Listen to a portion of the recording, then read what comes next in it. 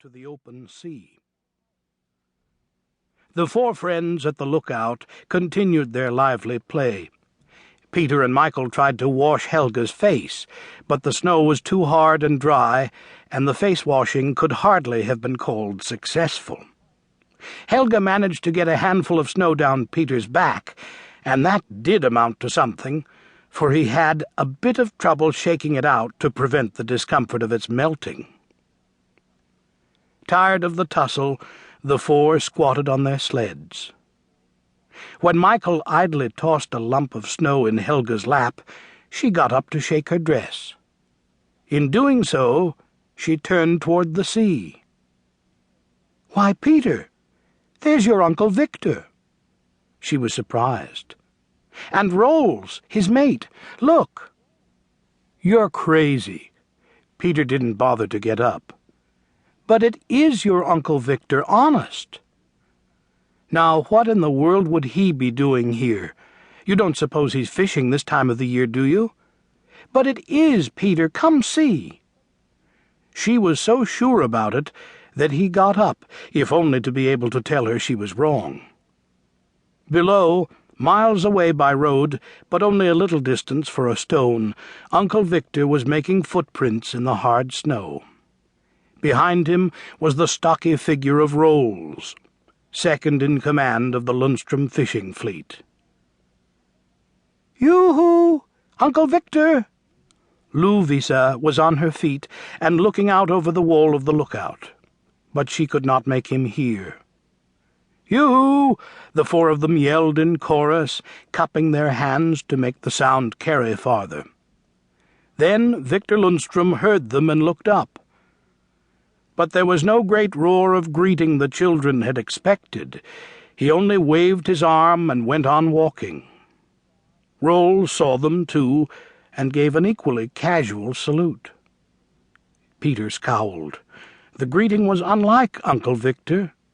Why, he should have been overjoyed to see them, especially after a long trip. He was Peter's favorite relative, and in all truth, his hero. He led a life of adventure, in contrast with Peter's father, a banker. He was one of the most successful fishermen in that land of able fishers. He had a whole fleet of boats and sailed about everywhere, his nephew supposed. When he came back from a voyage, he had stories to tell that no one could match. Uncle Victor was as fond of his brother's children as they were of him, so it wasn't like him not to seem glad to see them. "What's he doing here?" Michael wanted to know. They watched him walk along the beach toward the cliff beyond Reisvik Fjord. "He's on his way to the Snake," they decided. The Snake was a tiny arm of the big fjord, so twisted and narrow that it deserved its name. Unless you knew about the Snake, you never would have guessed it was there. Almost entirely hidden by cliffs, even from the air it would be hard to trace.